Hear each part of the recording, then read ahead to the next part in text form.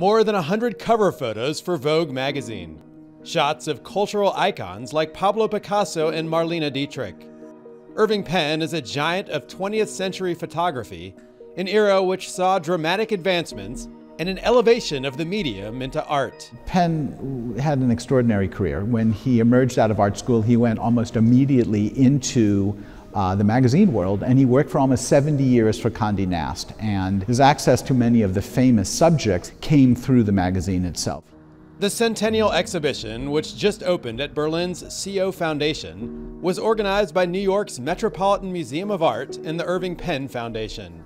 It celebrates the 100-year anniversary of the birth of the American photographer, who continued working almost until his death in 2009. His images, it's always like more, you always look more than a second.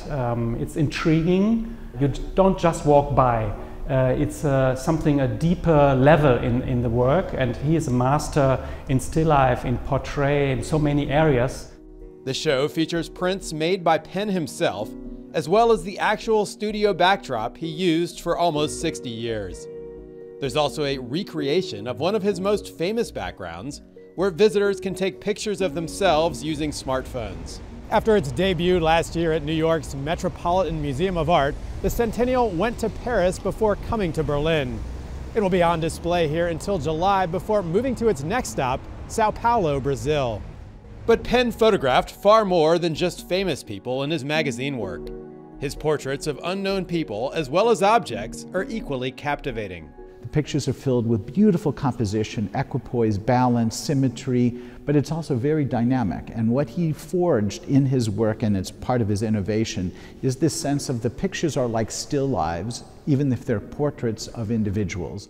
He also practiced his craft in a variety of places far away from his New York home. Starting in the 60s, he took his studio, in a portable sense, around the world, and he photographed in New Guinea, in Morocco, in Benin, which is Dahomey at the time. He took his camera on the road and recreated his quiet studio wherever he went. Even for an art mecca like Berlin, an exhibition of this caliber is a big deal, and the city offered unusual support for the project. So it's the first time in Berlin, the Senate of Economy, they support art. Because, I mean, 200,000 people or 100,000 people will come here and see the exhibition. They will sleep here in the hotels, they will drink their coffee, and they will, the money will stay in Berlin. In this era of smartphones, with photos seemingly everywhere, Penn's work offers a chance to think about what really makes a picture stand out. Picture making is an art form that we use every day for our own purposes. We photograph our meals, we photograph our families and friends, we photograph the snow on the street, but we're not really trained to think about how the picture and the composition adds meaning. And this is a show that will turn everybody on to the art of photography. Spitzer, TRT World, Berlin.